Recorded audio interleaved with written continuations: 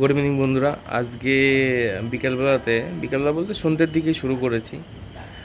কিছু কাজ করেছি ছাদে, আর আমার পেছনে একটু কাজ তোমরা হয়তো দেখতে পাচ্ছ। চলো সেটা বুঝিয়ে দিই আগে, আর ছাদটা তারপরে দেখাচ্ছি। থেকে শুরু করি। এই জায়গাটা পুরো ছড়ানো ছিটানো ছিল। তা এই জায়গাটাতে এই র্যাকটা ফ্লিপকার্টে অর্ডার করেছিলাম আমি, এটা এসছে। তা এখানে আমি আমার যা যা দরকার ছিল, গাছের যা দরকার সব রেখেছি। স্প্রে মেশিনটাকে ওখানে রেখেছি, সব কিছু এখানে গুছিয়ে রেখেছি। এবার এই জায়গাটা পুরো পরিষ্কার হয়ে গেছে একেবারে। আর টুকটাক যা ছিল একটু গুছিয়ে এদিক ওদিক করে রেখেছি আর কি। মানে এই জায়গাটা পুরো নোংরা ছিল আর কি, পরিষ্কার হয়ে গেছে। আর তার সাথে সাথে যদি ছাদটা দেখাই, আজকে সকালে জল দিতে ভুলে গেছিলাম।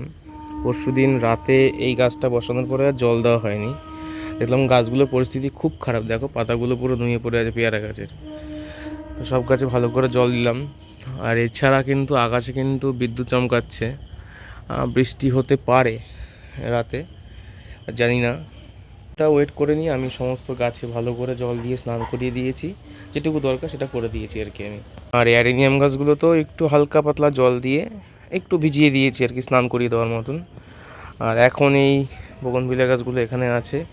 আজ সকালে মিস্ত্রি এসেছিলো, এই জায়গাটার মাপ নিয়ে গেছে। 9 ফুট বাই, এখানে 9 ফুটের একটা র্যাক হবে, দু ধাপের র্যাক হবে। আর এই দিকে 9 ফুটের একটা র্যাক হবে, দু ধাপের।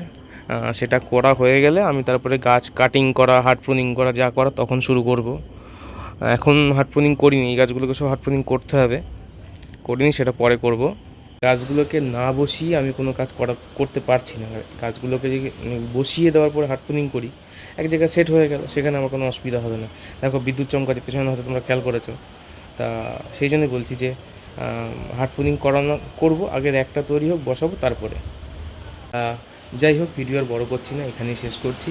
এইটুকু আপডেট দিয়ে দিলাম আজকে।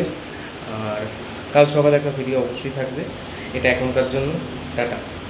আর নতুন করে কিছু বলার নেই, যারা এখনও চ্যানেলটা সাবস্ক্রাইব করেন সাবস্ক্রাইব করে দিও, প্লিজ সাবস্ক্রাইব করে দিও।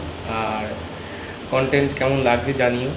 আর এরপরে কিছু ভিডিও আসবে, কাজ কী করে হার্ড প্রুনিং করতে হবে সেই ভিডিও আসবে, সেই ভিডিও তোমাদের দেখিয়ে দেবো। ঠিক আছে, তোমরা একটু পাশে থাকো, সাপোর্ট করো আমাকে। এই টাটা।